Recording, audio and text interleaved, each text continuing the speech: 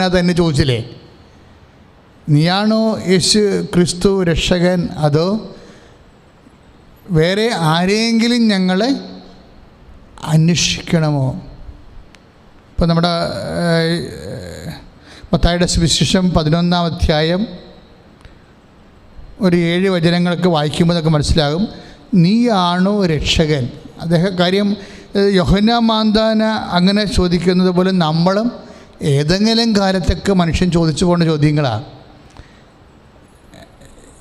കാരണം ഉടമ്പടി ധ്യാനത്തിൽ നമ്മളെപ്പോഴും ഡിസ്കസ് ചെയ്യണത്, ഒരു മനുഷ്യൻ അവൻ്റെ ജീവിത വ്യാപാരങ്ങളിൽ ഏതെങ്കിലും കാലത്ത് ദൈവതിരുസന്നിധിയിൽ അറിഞ്ഞുകൊണ്ടോ അറിയാതെയോ ഉന്നയിക്കുന്ന ചില ജീവിത ദുർഘടഘട്ടങ്ങളാണ്. അപ്പം ഇദ്ദേഹം പറയണത്, ഞാൻ നഫ്താലി ഗോത്രക്കാരനാണ്, എൻ്റെ ചാർച്ചക്കാരെല്ലാവരും തന്നെ കർത്താവിനെ വിട്ടുപോയെന്ന്. ജീവിത ക്ലേശങ്ങളും അധികാര ആഡംബരങ്ങളുടെ ആകർഷണങ്ങളൊക്കെ വന്നപ്പോൾ സത്യദൈവത്തെ വിട്ടുപോയ ഒരു മനുഷ്യനിൽ അവശേഷിക്കുന്ന അവസാനത്തെ കണ്ണിയാണെങ്കിൽ, അതായത് പല പല പ്രലോഭനങ്ങളെ അതിജീവിച്ചാണ് ഈ മനുഷ്യൻ നീതി കാണിച്ച് നിൽക്കുന്നത്. അതാണ് ഞാൻ പറഞ്ഞു, ഞാൻ തോബിയാസാണ്, ജീവിതകാലം മുഴുവൻ നീതിയും സത്യവും നിറവേറ്റിയെന്ന് വെച്ചാൽ ദൈവത്തെ മുൻനിർത്തിയാണ്. ഞാൻ അസറിയായിലേക്ക് എന്നെ തടങ്കലിൽ പിടിച്ചുകൊണ്ട് പോയപ്പോഴും അവിടെയുള്ളവരെല്ലാം നിഷിദ്ധമായ ഭക്ഷണം കഴിച്ചപ്പോഴും ഞാൻ കഴിച്ചില്ല. എന്താണ് കഴിക്കാതിരുന്നെന്ന് ചോദിച്ചാൽ, എൻ്റെ ദൈവത്തെക്കുറിച്ചുള്ള ഓർമ്മയായിരുന്നു എൻ്റെ മനസ്സിലെന്ന്. അത് ഒരു വല്ലാത്ത വചനമാണ്. എല്ലാവരും നിഷിദ്ധമായ ഭക്ഷണം കഴിച്ചപ്പോഴും എൻ്റെ കൂടെയുള്ളവരും കുടുംബത്തിലുള്ളവരും ഒക്കെ എല്ലാം നിഷിദ്ധമായ ഭക്ഷണം കഴിച്ചപ്പോഴും ഞാൻ പട്ടിണി നിന്നോ? എന്താണ് പട്ടിണി നിൽക്കാൻ കാരണം? എൻ്റെ കർത്താവിനെക്കുറിച്ചുള്ള ഓർമ്മയാണെന്ന്. അത് ഞാൻ വായിച്ചപ്പോൾ സത്യത്തിൽ എൻ്റെ കണ്ണ് നിറഞ്ഞു പോയി. കാര്യം ദൈവസ്നേഹമുള്ളവർ ആര് വായിച്ചാലും അത് നമുക്ക് കണ്ണ് നിറഞ്ഞു. അതായത് ആ മനുഷ്യൻ അപ്പോഴും പട്ടിണി നിൽക്കുന്നതിൻ്റെ പിന്നിലുള്ളത് എൻ്റെ കർത്താവിനെക്കുറിച്ചുള്ള ഓർമ്മയാണ്. ഇപ്പം നമ്മൾ ദിവ്യകുർബാനയുടെ ജീവിതം ജീവിക്കുന്നവരാണ് അല്ലേ ക്രൈസ്തവർ. അത് ആ ജീവിതം ഒരു ഓർമ്മപ്പടിയായിട്ട് നമ്മൾ ജീവിക്കണത്. കർത്താവിനെക്കുറിച്ചുള്ള ഓർമ്മ ഒരു ഭക്തൻ്റെ ജീവിതത്തിൽ അവനെ മുന്നോട്ട് നയിക്കുന്ന ഏറ്റവും വലിയ കാര്യമാണ്. എന്ത്? കർത്താവിനെക്കുറിച്ചുള്ള ഓർമ്മ. പാപം ചെയ്യാതിരിക്കാനും കൃപയിൽ വളരാനുള്ള സുവിശേഷ സാക്ഷ്യ പ്രവർത്തികൾ ചെയ്യാനും നമ്മളെ പ്രേരിപ്പിക്കുന്ന അടിസ്ഥാന ഘടകം ഏതാണെന്ന് ചോദിച്ചാൽ കർത്താവിനെക്കുറിച്ചുള്ള ഓർമ്മയാണ്. പരിശുദ്ധാത്മാവ് നമുക്ക് നൽകുമ്പോഴും ഈശോ പറഞ്ഞത്, ഞാൻ പഠിപ്പിച്ചിട്ടുള്ളതെല്ലാം നിങ്ങളെ അനുസ്മരിപ്പിക്കുമെന്നാണ്.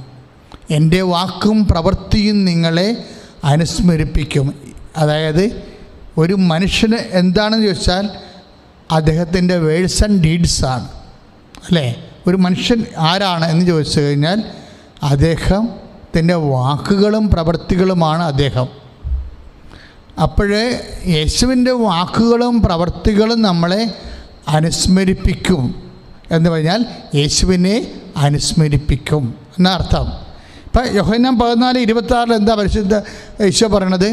ഞാൻ യോഹന്നാൻ 14:26, അതായത് ഞാൻ പഠിപ്പിച്ചിട്ടുള്ളതെല്ലാം നിങ്ങളെ അനുസ്മരിപ്പിക്കും എന്ന് വെച്ചാൽ എൻ്റെ വാക്കും എൻ്റെ പ്രവൃത്തിയും നിങ്ങളെ അനുസ്മരിപ്പിക്കും. ഒരു വ്യക്തി എന്ന് പറയുന്നത് എന്താണ്? വാക്കും പ്രവൃത്തിയുമാണ്. എന്ന് വെച്ചാൽ അർത്ഥം എന്താണ്? പരിശുദ്ധാത്മാവ് യേശുവിനെ നമ്മളെ അനുസ്മരിപ്പിച്ചു കൊണ്ടേയിരിക്കും. പ്രാർത്ഥിക്കുക. ആത്മാവേ, പരിശുദ്ധാത്മാവേ, ഞങ്ങളിലെ ഏത് നിമിഷവും കർത്താവിനെ അനുസ്മരിപ്പിച്ചുകൊണ്ട് ഇരിക്കാനുള്ള പരിശുദ്ധാത്മാവിനാൽ അഭിഷേകം ചെയ്യണം.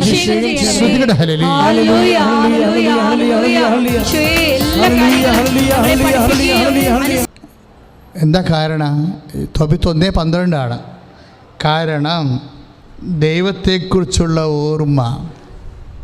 ഏറ്റു പറഞ്ഞേ, ദൈവത്തെക്കുറിച്ചുള്ള ഓർമ്മ, ദൈവത്തെക്കുറിച്ചുള്ള ഓർമ്മ, ദൈവത്തെക്കുറിച്ചുള്ള ഓർമ്മ എൻ്റെ മനസ്സിൽ നിറഞ്ഞു നിന്നു. അപ്പോൾ നീ ക്രിസ്ത്യാനിയാണെന്ന് പറഞ്ഞാൽ, ദൈവ പൈതലാണെന്ന് പറഞ്ഞാൽ, അതെങ്ങനെ നമ്മൾ മനസ്സിലാക്കേണ്ടത്? ആണോ അല്ലയോ എന്ന്. ഉടമ്പടി എടുത്ത എല്ലാവരും ശരിക്കും ദൈവത്തോട് അബൈഡിങ് ആണല്ലേ. ഓരോ കാര്യങ്ങൾക്കും കർത്താവിനോട് ചേർന്ന് നിൽക്കുകയാണ്. ഈ ചേർന്ന് നിൽക്കുന്നത് എങ്ങനെയാണ്? ഒരു കാര്യം ചെയ്യുക, ചെയ്യാതിരിക്കുക, അതെങ്ങനെ ദൈവമഹത്വത്തെ ബാധിച്ചിരിക്കുന്നു എന്ന് നമ്മൾ ഓട്ടോമാറ്റിക്കായിട്ട് അറിയണമെങ്കിൽ എന്ത് ചെയ്യണം? ദൈവത്തെക്കുറിച്ചുള്ള ഓർമ്മ വേണം. എൻ്റെ മനസ്സ് മുഴുവനും ദൈവത്തെക്കുറിച്ചുള്ള ഓർമ്മ. ഏറ്റു പറഞ്ഞേ, കർത്താവേ ഓരോ ദിവസവും ഉടമ്പടി ധ്യാനത്തിലെ പങ്കെടുത്തിട്ടുള്ള ഞങ്ങളുടെ മനസ്സ് ഓരോ നിമിഷവും അങ്ങേക്കുറിച്ചുള്ള ഓർമ്മയാൽ നിറഞ്ഞു നിൽക്കുവാൻ ഇടയാക്കണമേ. ശ്രുതികട ഹല്ലേലൂയ.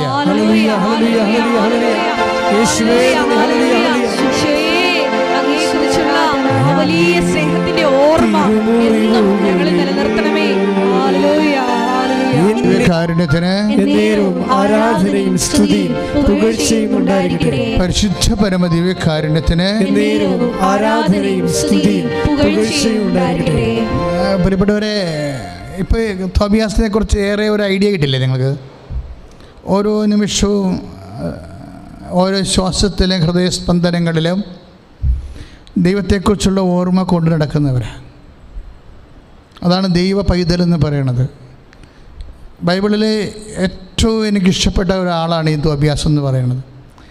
പക്ഷേ ഈ മനുഷ്യൻ്റെ ജീവിതത്തിൽ ഇത്രയും ക്ലീനായിട്ടാണ് ജീവിക്കണത് അല്ലേ? ഇത്രയും ക്ലീനായിട്ട് ജീവിക്കുന്ന മനുഷ്യന് വിശുദ്ധിക്ക് വല്ല കുറവുണ്ടോ? വിശുദ്ധിക്ക് വല്ല കുറവുണ്ടോ? പുണ്യത്തിന് വല്ല കുറവുണ്ടോ? ഒരു കുറവില്ല. പുണ്യത്തിൻ്റെ കാര്യം പറയാതിരിക്കുകയാണല്ലേ. കാര്യം ഒരു ദിവസം പെന്തക്കോസ്താ ദിവസം വന്നു. 7 ആഴ്ച കഴിഞ്ഞ് വരുന്ന ദിവസമാണ് പെന്തക്കോസ്ത, 50-ാം തിരുനാൾ. 50-ാം തിരുനാൾ വന്ന ദിവസം ഈ മനുഷ്യൻ നല്ല ആഹാരങ്ങൾ ആ വീട്ടിൽ പാകം ചെയ്ത് കഴിക്കാൻ വേണ്ടി ഇരിക്കുക. കാര്യം ആ തിരുനാളിൻ്റെ മഹോത്സവത്തിൽ പെട്ടെന്നാണ് ആ ഭക്ഷണം ഇങ്ങനെ എടുക്കാൻ പോകുമ്പോൾ ഒരു മോശം വാർത്തയുമായിട്ട് സ്വന്തം മകൻ വരും, കൊച്ചു തോബിയാസ് വരും. കാര്യം കൊച്ചു തോബിയാസിനെ പറഞ്ഞു വിട്ടിരിക്കുകയാണ്. ഭക്ഷണമെല്ലാം റെഡിയാക്കി വെച്ചിട്ട് മകൻ തോബിയാസിനെ പറഞ്ഞു വിട്ടിരിക്കണത് എന്തിനാണെന്നറിയാവോ? നീ പട്ടണങ്ങളിലൊക്കെ ചെന്ന് നോക്ക്, വല്ല പാവപ്പെട്ടവരും ഉണ്ടെങ്കിൽ, ഇന്ന് ഭക്ഷണം കഴിക്കാത്തവരുണ്ടെങ്കിൽ അവരെ കുളിച്ചുകൊണ്ട് വരാൻ പറഞ്ഞു. ഞാൻ എപ്പോഴും ഓർക്കുവേ, ജീസസിന് മുമ്പ് എത്രയോ വലിയ നല്ല മനുഷ്യരിവിടെ ജീവിച്ചിരുന്നെന്ന്. ജീസസിന് മുമ്പ്, യേശുക്രിസ്തുവിന് മുമ്പ് എത്രയോ തങ്കപ്പെട്ട മനുഷ്യരിവിടെ ജീവിച്ചിരുന്നു. അത് എപ്പോഴും നിങ്ങൾ ചിന്തിക്കേണ്ട ഒരു കാര്യമാണ്. അപ്പോൾ നമുക്കൊരു കാര്യം വ്യക്തമാകും, ഇവിടെ തങ്കപ്പെട്ട മനുഷ്യരുടെ കുറവുണ്ടായിട്ടല്ല യേശു മനുഷ്യാവതാരം ചെയ്തത്. ചില ആൾക്കാർ പറയുവേ, ഇപ്പോൾ ക്രിസ്ത്യാനി ആയില്ലെങ്കിലും മഹാത്മാഗാന്ധി ക്രിസ്ത്യാനി ആയിരുന്നോ? മഹാത്മാഗാന്ധി ഒന്നും ക്രിസ്ത്യാനി അല്ലായിരുന്നു. മഹാത്മാഗാന്ധി ഒരിക്കലും ക്രിസ്ത്യാനി അല്ല. എന്താ കാര്യം? അദ്ദേഹം ക്രിസ്തു ഏകരക്ഷകനാണെന്ന് വിശ്വസിച്ചിട്ടില്ല.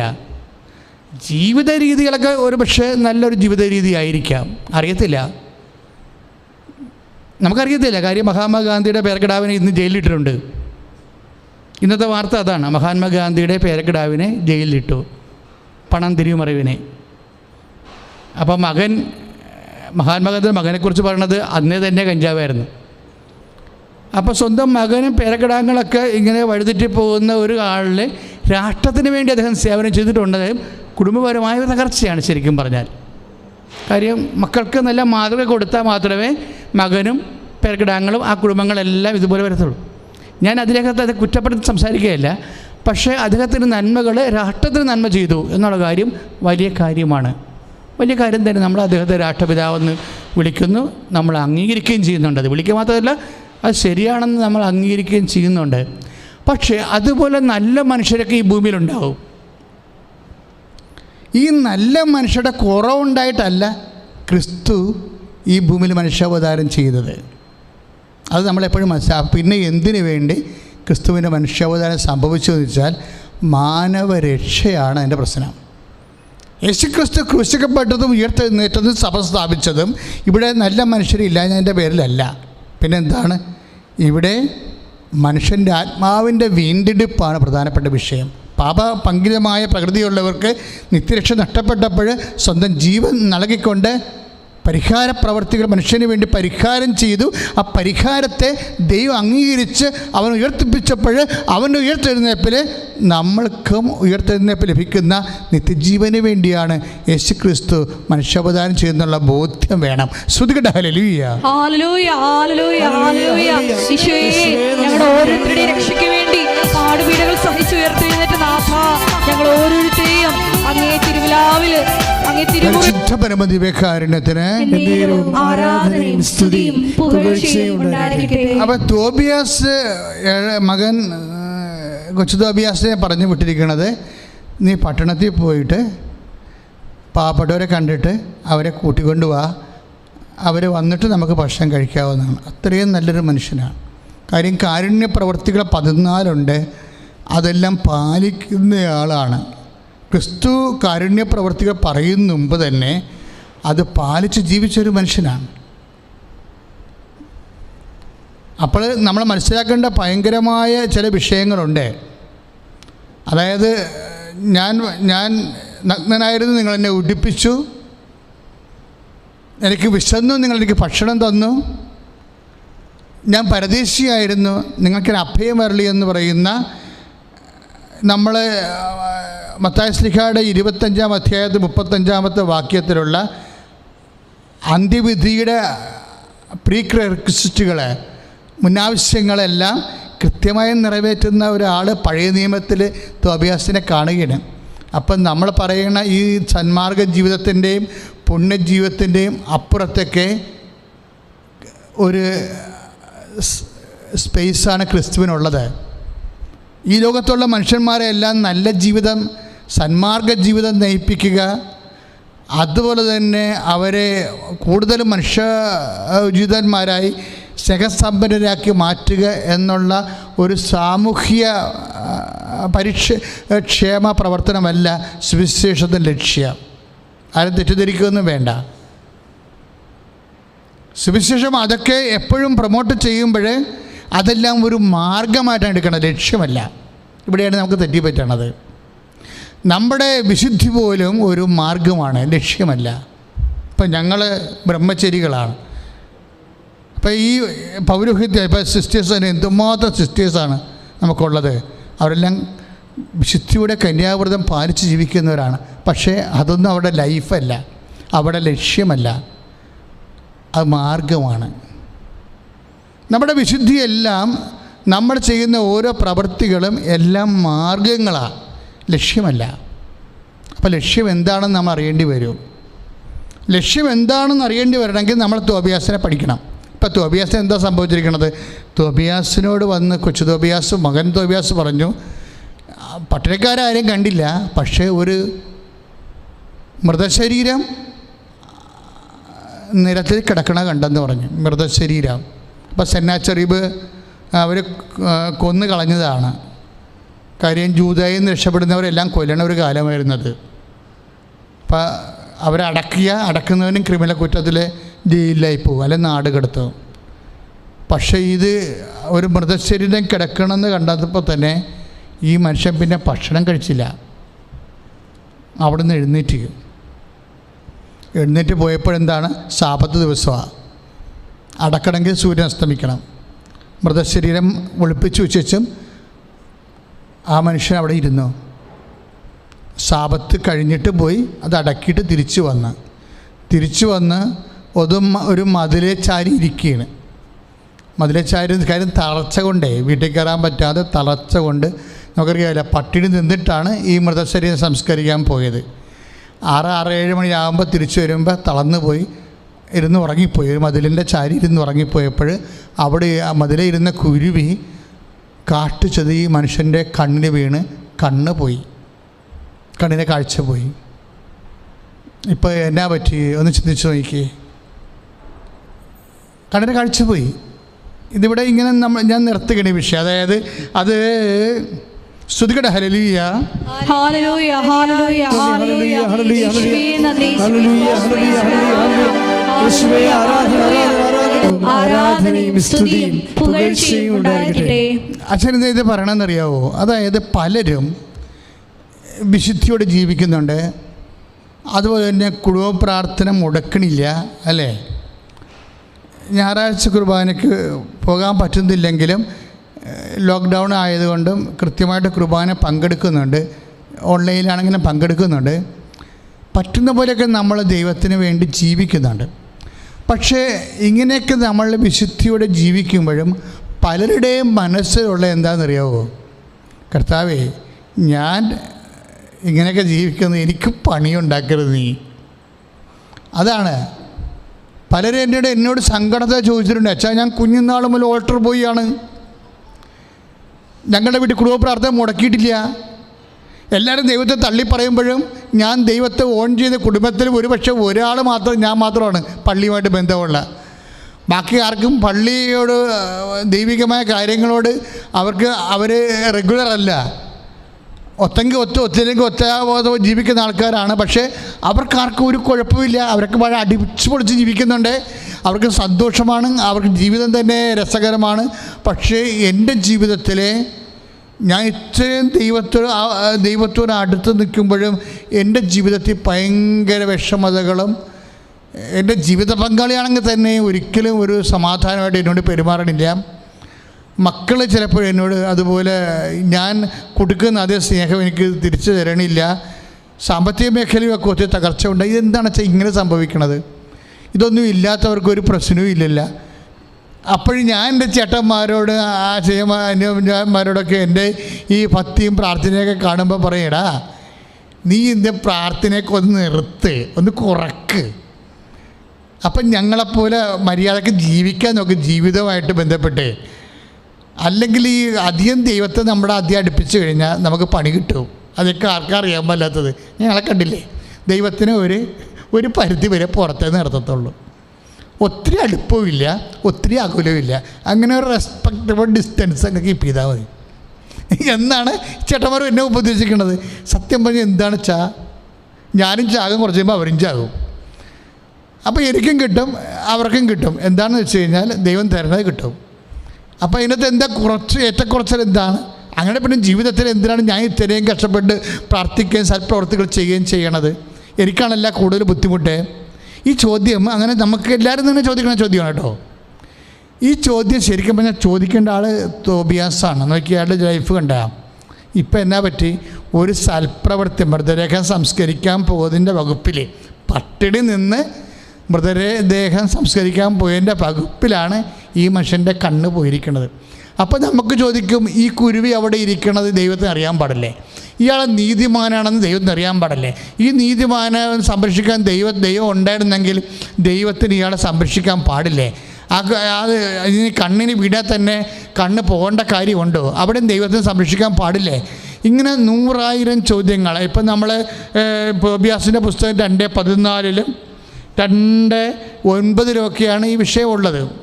2:9 2:14 ഈ വിഷയം കൈകാര്യം ചെയ്യണത്. കുരുവി വന്നിരിക്കണത്, ഈ മനുഷ്യൻ്റെ കണ്ണ് പോണതും ഒക്കെ. അപ്പോൾ പ്രശ്നം വെച്ച് കഴിഞ്ഞാൽ ന്യായമായി ചോദിക്കാൻ ഒത്തിരി ചോദ്യങ്ങൾ തോബിയാസിനുണ്ട്.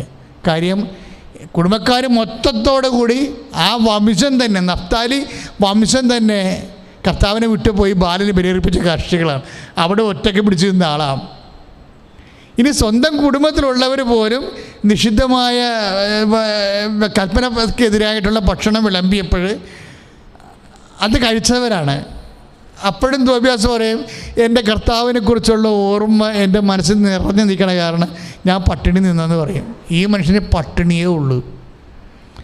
ഇനി പെന്തക്കോസ്ത ദിവസം നല്ല ഭക്ഷണം കഴിക്കാമെന്ന് പറഞ്ഞപ്പോഴും കഴിക്കാൻ നമുക്ക് ആ ഭക്ഷണത്തെ തൊട്ടില്ലെന്ന് പറയത്തില്ല. അപ്പം തന്നെ വീണ്ടും മൃതശരീരത്തിൻ്റെ വാർത്ത വന്നു, പിന്നെയും പട്ടിണിയായിപ്പോയി. അപ്പം ചുണ്ടിനും കപ്പിനും ഇടയ്ക്ക് വെച്ച് ഒത്തിരി ജീവിതം നഷ്ടപ്പെട്ട മനുഷ്യനാണ്. ചോദിക്കാച്ചാ ചുണ്ടിനും കപ്പിനുമായിരുന്നു എനിക്ക് ആ ജോലി കിട്ടേണ്ടതായിരുന്നു. ആ പോസ്റ്റ്മാൻ PSC അപ്പോയിൻമെൻറ്റ് ഓർഡർ പോസ്റ്റിൽ കിടന്ന് വൈകി ഞാൻ ചാർജ് എടുക്കുന്നതിന് ഒരു ദിവസം 2 ദിവസം കഴിഞ്ഞപ്പോഴാണ് എനിക്ക് അപ്പോയിൻമെൻറ്റ് ഓർഡർ കിട്ടിയത്. അപ്പോൾ അത് ക്യാൻസലായി പോയിച്ചാന്ന് പറഞ്ഞു. അപ്പോയിൻമെൻ്റ് ഉള്ള ഇൻ്റർവ്യൂ, ആ ഇൻ്റർവ്യൂവിന് പോയാൽ മതിയായിരുന്നു, ക്യാൻസലായി പോയെന്ന്. അപ്പം ചുണ്ടിനും കപ്പിനും ഇടയ്ക്ക് ജീവിതം കൈമോശം വരുമ്പോൾ ദൈവത്തിന് അറിയാൻ പാടില്ല. ദൈവത്തിന് അറിയാൻ എല്ലാവരും ചോദിക്കണം, ദൈവത്തിന് അറിയാൻ പാടില്ലായിരുന്നോ, ദൈവത്തിന് അറിയാൻ പാടില്ലായിരുന്നോ എന്ന് ചോദിക്കും.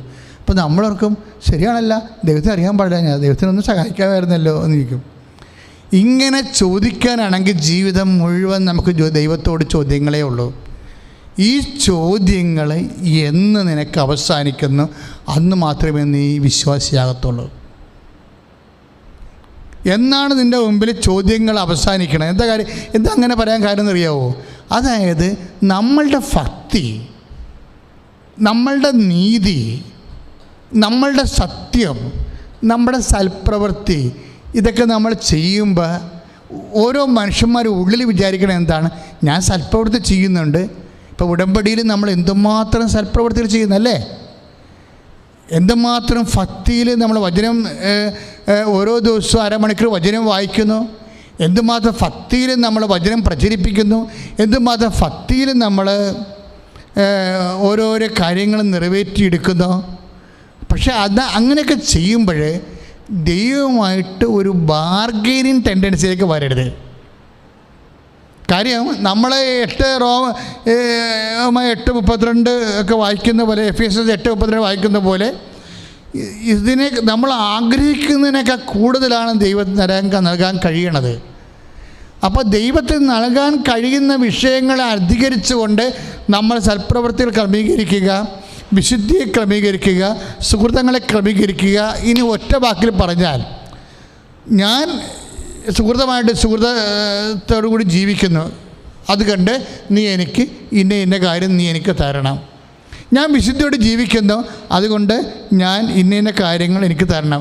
എനിക്ക് കേട് വരരുത്, എൻ്റെ തടി കേടാക്കരുത്, എനിക്ക് അപകടം വരരുത്, എനിക്ക് രോഗം വരരുത്, ഒന്നും വരരുത്.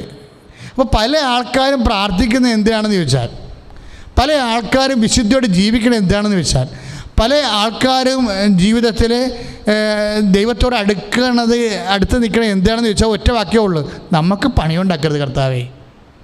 നമ്മുടെ കുഞ്ഞുങ്ങളൊക്കെ ഓരോ സ്ഥലത്തൊക്കെ പഠിക്കുകയാണ്, അതുങ്ങൾക്കൊക്കെ ഒരു അപകടമൊന്നും ഉണ്ടാകാതെ പഠിത്തം തീർക്കണം. അപ്പം ചില അമ്മമാർ ഒക്കെ ദൈവത്തിൽ നിന്നും മുട്ടിപ്പാട്ട് മാറാതെ നടക്കുകയാണ്. മകളെ കാനഡയിലാണ് കർത്താവ്, അവൾ സായപ്പന് ലൈനടിക്കല്ലേ. ചുമ്മാ അമ്മമാരുടെ ഓരോ ഉത്കണ്ഠകളാണേ. ഇങ്ങനെ ഓരോരു കണ്ടീഷൻ വെച്ചുകൊണ്ടാണ് ദൈവത്തിൻ്റെ അടുത്ത് എല്ലാവരും അല്ല, പല മനുഷ്യരും അടുക്കണത്. അപ്പം എന്തിനാണ് നീ ഭക്തി ആചരിക്കണത്, എന്തിനാണ് നീ വിശുദ്ധി ആചരിക്കണത് എന്ന് ചോദിച്ചു കഴിഞ്ഞാൽ, നമ്മുടെ തടി കേടാകാതിരിക്കാനാണെന്നുള്ളതാണ് പൊതുവെയുള്ള ഒരു ഐഡിയ. ഈ ഒരു ഐഡിയ ആണെങ്കിൽ ഒരിക്കലും നീ ദൈവപൈതലാകാൻ സാധ്യതയില്ല. ദൈവത്തിൻ്റെ മുമ്പിൽ ഒരു ഇടപാടുകാരനാകും നീ. ഇന്നത്തെ പല വിശ്വാസികളുടെയും പ്രശ്നം എന്താണെന്ന് വെച്ച് കഴിഞ്ഞാൽ, വിശ്വാസികളില്ല, ദൈവപൈതലുമില്ല, ദൈവവുമായിട്ടുള്ള ഇടപാടുള്ളവരുണ്ട്, ഇടപാടുകാരുണ്ട്. ലോകത്തിൽ എനിക്ക് തോന്നിയിട്ട് ഞാൻ 32 വർഷമായി ഞാൻ ഈ കൗൺസിലിംഗ് ശുശ്രൂഷയിലിരിക്കുന്നത്. അപ്പോൾ എനിക്ക് മനസ്സിലായൊരു സത്യം, ഓരോരോ കാലം ചെല്ലുന്തോറും വിശ്വാസികൾ കുറയുന്നു, ദൈവ പൈതൽ കുറയുന്നു, പക്ഷേ ഇടപാടുകാർ കൂടുന്നു. ഓരോ ദൈവ പൈതലും കാലാന്തരത്തിൽ ഇടപാടുകാരായിട്ട് മാറുന്നു.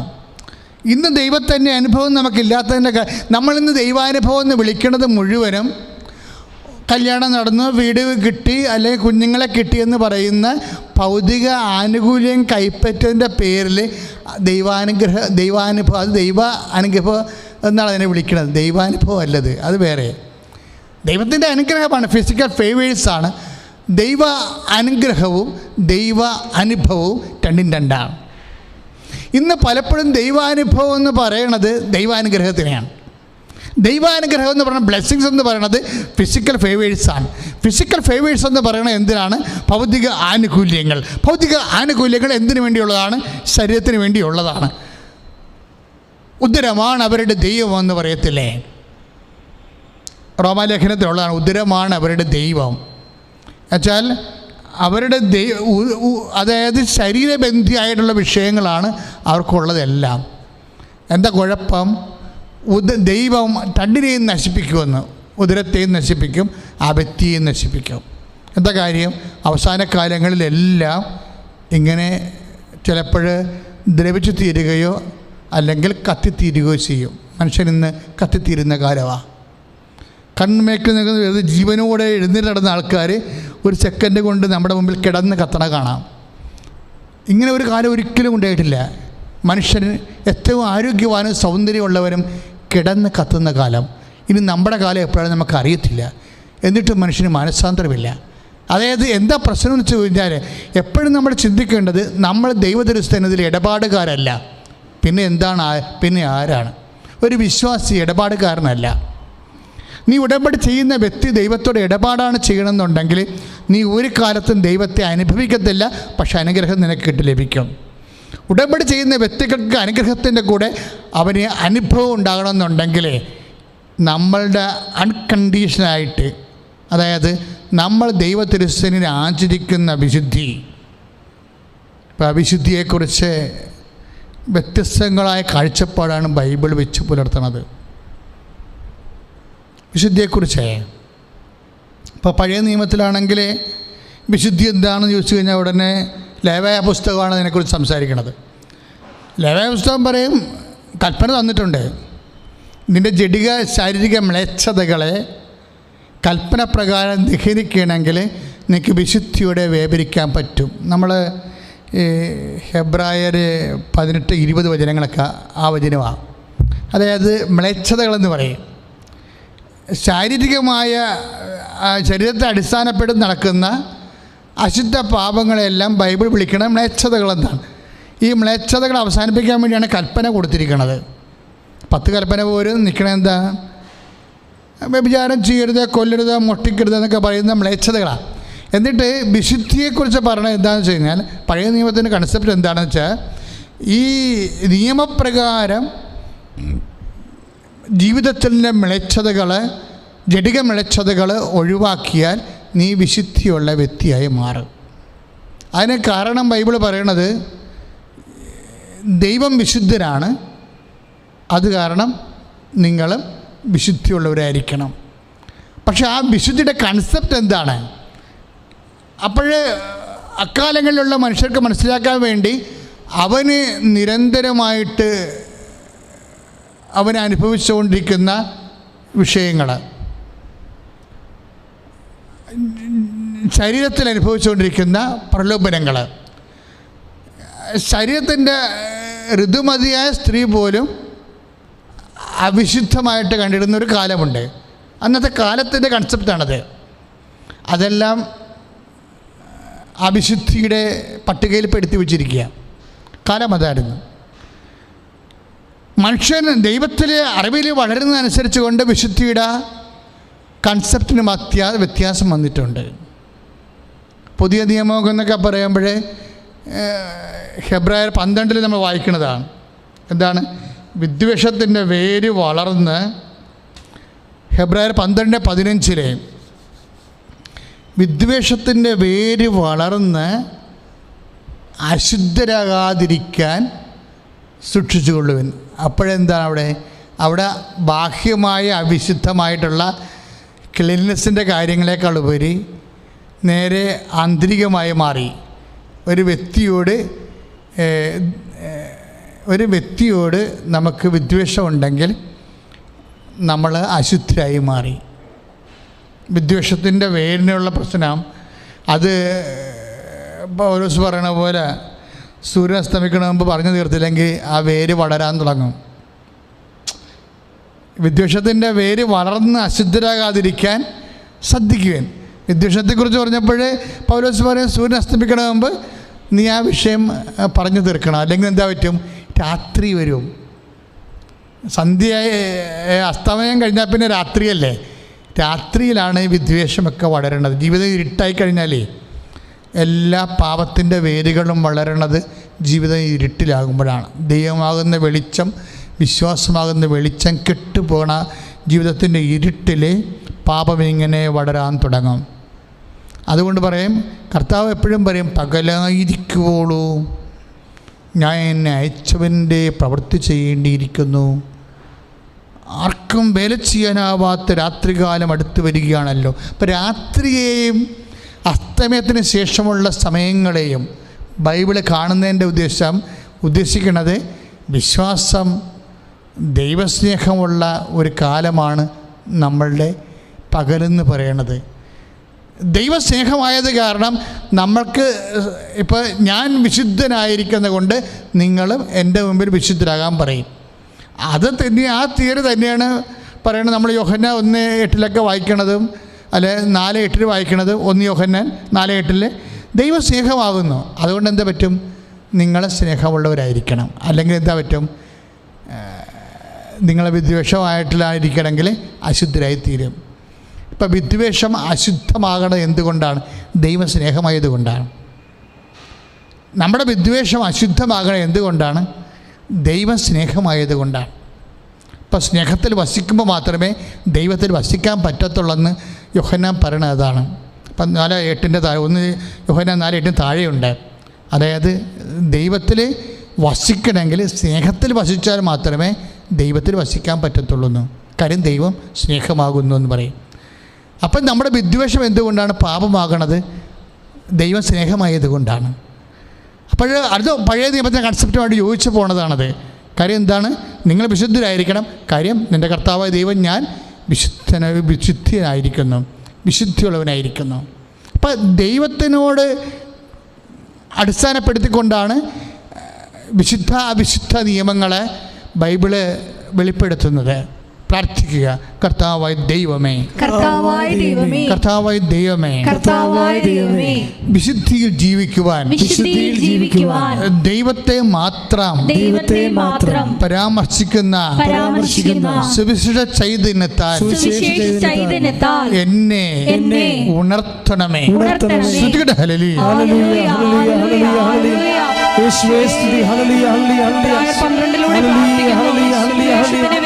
12 ആരാധനയും സ്തുതിയും പുകഴ്ചയും ഉണ്ടാകട്ടെ. ഇനി നിങ്ങളോട് ഞാൻ ഈ ആഴ്ച ധ്യാനിച്ച വിഷയം പറയാം. ഞാൻ ഈ ആഴ്ചയിൽ കർത്താവിൻ്റെ സുവിശേഷം 17-ാം അധ്യായം, യോഹന്നാൻ്റെ 17-ാം അധ്യായം 17, 18, 19, 20 വചനങ്ങളാണ് ധ്യാനിച്ചത്. കാര്യം ആ വചനം ധ്യാനിച്ചുകൊണ്ടാണ് ഞാൻ തോബിയാസിലേക്ക് പോകാൻ കാരണം. കാര്യം ഈ വചനത്തിൽ ക്രിസ്തു വിശുദ്ധിക്ക് വേണ്ടി പ്രാർത്ഥിക്കുന്നുണ്ട്. അതാണ് എൻ്റെ രസം. ക്രിസ്തു ഈ മനുഷ്യരാശി കണ്ടതിൽ വെച്ച് ഏറ്റവും വിശുദ്ധനായ ദൈവത്തിൻ്റെ പുത്രൻ തമ്പുരാനായ ക്രിസ്തു വിശുദ്ധിക്ക് വേണ്ടി പ്രാർത്ഥിക്കുന്നുണ്ട്. അപ്പോൾ അതെന്ത് വിശുദ്ധിയായിരിക്കും? അതായത് 17 യോഹന്നാൻ്റെ സുവിശേഷം, അവരെ അങ്ങ് സത്യത്താൽ വിശുദ്ധീകരിക്കണമേ, അവരെ അങ്ങ് സത്യത്താൽ വിശുദ്ധീകരിക്കണമേ. ഏറ്റു പറഞ്ഞേ, അവരെ അങ്ങ് സത്യത്താൽ വിശുദ്ധീകരിക്കണമേ. അപ്പോഴേ അടുത്ത വചനം എന്ന് വെച്ചാൽ അങ്ങയുടെ വചനമാണല്ലോ സത്യം. അപ്പോഴേ എന്താ ഈശോ ഉദ്ദേശിക്കണത്? അവരെ അങ്ങ് വചനത്താൽ വിശുദ്ധീകരിക്കണമേ എന്നാണ്. ഇനി വചനം എന്താണെന്ന് അറിയണം. അതിന് താഴെ 17-18 അങ്ങ് എന്നെ ലോകത്തിലേക്ക് അയച്ചതുപോലെ ഞാനും അവരെ ലോകത്തിലേക്ക് അയച്ചിരിക്കുന്നു. ഇനി 17-19 വചനം ശ്രദ്ധിക്കണം. അവരും സത്യത്താൽ വിശുദ്ധീകരിക്കപ്പെടേണ്ടതിന് അവർക്ക് വേണ്ടി ഞാൻ എന്നെ തന്നെ വിശുദ്ധീകരിക്കുന്നു. Praise the Lord. Hallelujah, hallelujah. ക്രിസ്തു മനുഷ്യരാശിയോട് ആകപ്പാടെ ഒരു ആൾ മാത്രമേ ചോദിച്ചിട്ടുള്ളൂ, നിങ്ങളിൽ ആർക്കെന്നിൽ പാപം ആരോപിക്കാൻ കഴിയുമെന്ന്. നിങ്ങളിൽ ആർക്കെന്നിൽ പാപം ആരോപിക്കാൻ കഴിയും. അപ്പോൾ പാപവും വിശുദ്ധിയും തമ്മിൽ അവിടെ എവിടെയോ വെച്ച് ബന്ധം പോകുന്നുണ്ട്. എന്നെ ശ്രമിക്കുന്ന ജനങ്ങൾ വളരെ ശ്രദ്ധിക്കണം. നമ്മൾക്കറിയാവുന്നൊരു വിശുദ്ധി പാപത്തെ ഉപേക്ഷിക്കുന്ന വിശുദ്ധിയാണ്. ഈ വിശുദ്ധിയുടെ ക്വാളിറ്റിയും ഈശോ പറയുന്ന വിശുദ്ധിയുടെ ക്വാളിറ്റിയും തമ്മിൽ രണ്ട് ക്വാളിറ്റിയാണ്. കാരണം 17:19 അവർ സത്യത്താൽ വിശുദ്ധീകരിക്കപ്പെടേണ്ടതിന് അവർക്ക് വേണ്ടി ഞാൻ എന്നെ തന്നെ വിശുദ്ധീകരിക്കുന്നു. ഈശോയ്ക്ക് വിശുദ്ധീകരണത്തിൻ്റെ ആവശ്യമില്ലല്ലോ. പിന്നെ ഈശോ വിശുദ്ധീകരിക്കണം എന്ന് പറഞ്ഞാൽ എന്തിനാ? ഈശോയുടെ വിശുദ്ധീകരണം എന്ന് പറയണത് വചനത്താൽ, അതായത് നമ്മൾ 17:17 വായിക്കുന്നത്, അതായത് അവരെ സത്യത്താൽ വിശുദ്ധീകരിക്കണമേ. അങ്ങയുടെ വചനമാണല്ലോ സത്യം. അപ്പം അങ്ങയുടെ വചനത്താലാണ് വിശുദ്ധീകരിക്കേണ്ടത്. വചനം എവിടുന്നാണ് വരണത്? ദൈവത്തിൻ്റെ വചനം എവിടുന്നാണ് വരണത്? അപ്പോൾ നമ്മുടെ വാക്ക് എവിടുന്നാണ് വരണത്? നമ്മുടെ മനസ്സിൽ നിന്നാണ് വരണത്, അല്ലേ? നമ്മുടെ വാക്ക് എവിടുന്നാണ് വരണത്? നമ്മുടെ മനസ്സിൽ നിന്നാണ് വരണത്. അപ്പോൾ ദൈവത്തിൻ്റെ വാക്ക് എവിടുന്നാണ് വരണത്? ദൈവത്തിൻ്റെ മനസ്സിൽ നിന്നാണ് വരണത്. അപ്പോൾ ദൈവത്തിൻ്റെ മനസ്സിൽ നിന്ന് വരണത് വാക്കുകൾ എന്താണ്? മനസ്സിൻ്റെ ഇഷ്ടങ്ങളാണ് വാക്കുകളായിട്ടും വചനമായിട്ടും വരണത്. എന്ന് വെച്ചാൽ എന്താ അർത്ഥം? ദൈവത്തിൻ്റെ ഇഷ്ടമാണെന്ന് അർത്ഥം. സത്യമെന്ന് പറഞ്ഞാൽ എന്താണ്? വചനമാണ്. വചനമെന്ന് പറഞ്ഞാൽ എന്താണ്? ദൈവത്തിൻ്റെ വാക്കാണ്. ദൈവത്തിൻ്റെ വാക്കെന്ന് പറഞ്ഞാൽ എന്താണ്? ദൈവത്തിൻ്റെ മനസ്സിലിരിപ്പാണ്, ദൈവത്തിൻ്റെ ഇഷ്ടമാണ്. അപ്പോൾ ദൈവത്തിൻ്റെ ഇഷ്ടമാണ് ദൈവത്തിൻ്റെ വാക്ക്. ആ ദൈവത്തിൻ്റെ വാക്കാണ്, വചനമാണ് സത്യം. അപ്പോൾ സത്യം എന്ന് പറഞ്ഞാൽ എന്താണ്? ദൈവത്തിൻ്റെ മനസ്സിലിരിപ്പാണ്, ദൈവത്തിൻ്റെ ഇഷ്ടമാണ്. ഈ ദൈവത്തിൻ്റെ ഇഷ്ടം ശ്രദ്ധിക്കുക. നമ്മളെ വിശുദ്ധീകരിക്കണത് എന്താണ്? നമ്മളെ കൊടുക്കുന്ന ദൈവത്തിൻ്റെ ഇഷ്ടമാണ്. നമ്മളെ വിൽ ഓഫ് ഗോഡാണ് നമ്മളെ വിശുദ്ധീകരിക്കുന്നത്. You got the point? നമ്മളെ വിശുദ്ധീകരിക്കണത് എന്താണ്? വിൽ ഓഫ് ഗോഡാണ് വിശുദ്ധീകരിക്കണത് നമ്മളെ. കർത്താവ് അവർക്ക് വേണ്ടി ഞാൻ എന്നെ തന്നെ വിശുദ്ധീകരിക്കണം എന്നല്ല ഈശോ പറഞ്ഞത്. പിതാവേ, യേശുവിൽ ഈ ലോകം കണ്ട ഏറ്റവും വലിയ അവിശുദ്ധനായി പോയനം എപ്പോഴാണ്? ഗെത്സമനിൽ വെച്ച് ഒറ്റ വാക്ക് പറഞ്ഞാണ് ഈശോ വിശുദ്ധനായത്. എന്നുവെച്ചാൽ ലോകത്തിൽ ഈശോനേക്കാൾ വലിയ വിശുദ്ധനില്ലാതായിപ്പോയി. എന്താ കാരണം? പിതാവേ, എൻ്റെ ഇഷ്ടമല്ല, അങ്ങയുടെ ഇഷ്ടം നിറവേറട്ടെ. അപ്പോൾ വിൽ ഓഫ് ഗോഡാണ്, ദൈവത്തിൻ്റെ ഇഷ്ടമാണ് നമ്മളെ അതാണ് ഈശോയാണ് അത്രയും കൃത്യമായിട്ട് പറഞ്ഞിരിക്കുന്നത്. ഒരു പക്ഷേ ഏറ്റവും കൂടുതൽ നാം പഠിക്കേണ്ട ഒരു സബ്ജക്റ്റാണിത്. കാര്യം നമ്മൾ വിചാരിച്ചുകൊണ്ടിരുന്ന മുഴുവനും പാപം ഒഴിവാക്കുമ്പോൾ വിശുദ്ധി ഉണ്ടാകുമെന്നാണ്. ഈശോ എന്താ പറഞ്ഞത്? നിങ്ങൾ ആർക്കെങ്കിലും പാപം ആരോപിക്കാൻ കഴിയുമെന്ന് ചോദിച്ചില്ലേ? നിങ്ങൾ ആർക്കെങ്കിലും പാപം ആരോപിക്കാൻ കഴിയും. അപ്പോൾ ഈശോയ്ക്ക് പാപമില്ലല്ലോ. പിന്നെ എന്താണ് ഈശോ ഇപ്പോൾ പറഞ്ഞിരിക്കുന്നത്? പാപമില്ലാത്ത ഈശോ എന്നാ പറഞ്ഞിരിക്കുന്നത്? അവർ സത്യത്താൽ വിശുദ്ധീകരിക്കപ്പെടേണ്ടതിന് 7:19 അവർക്ക് വേണ്ടി ഞാൻ എന്നെ തന്നെ വിശുദ്ധീകരിക്കുന്നു. ആ വിശുദ്ധീകരണം എന്താണ്? ആ വിശുദ്ധീകരണം എന്താണ്?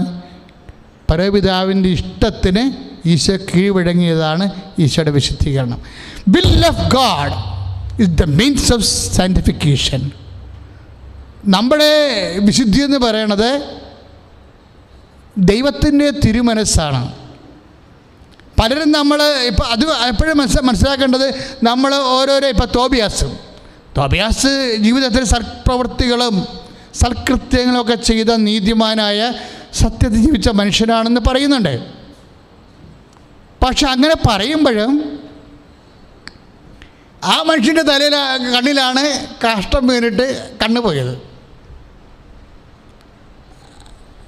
അപ്പോൾ ഇത്രയും വലിയ വിശുദ്ധിയോടെ അതുപോലെ തന്നെ സൽക്കർമ്മങ്ങൾ ചെയ്ത് സൽകൃത്യങ്ങൾ ചെയ്ത് ജീവിച്ച മനുഷ്യനെ എന്തുകൊണ്ടാണ് ദുരന്തങ്ങൾ ഉണ്ടായെന്ന് ചോദിച്ചു കഴിഞ്ഞാൽ that is the will of God. Tobias വിശുദ്ധനായതുകൊണ്ട് ദൈവത്തെപ്പോലെ വിശുദ്ധനാകാൻ സത്യത്താൽ വിശുദ്ധീകരിക്കുകയാണ്. ഈശോ എന്താ പറഞ്ഞത്? മനുഷ്യനെ വിശുദ്ധീകരിക്കേണ്ടത് സത്യമാണ്. യോഹന്നാൻ 17:17 മനുഷ്യനെ വിശുദ്ധീകരിക്കേണ്ടത് സത്യമാണ്. കൽപ്പനയേക്കാൾ ഉപരി സത്യമാണ് മനുഷ്യനെ വിശുദ്ധീകരിക്കേണ്ടത്.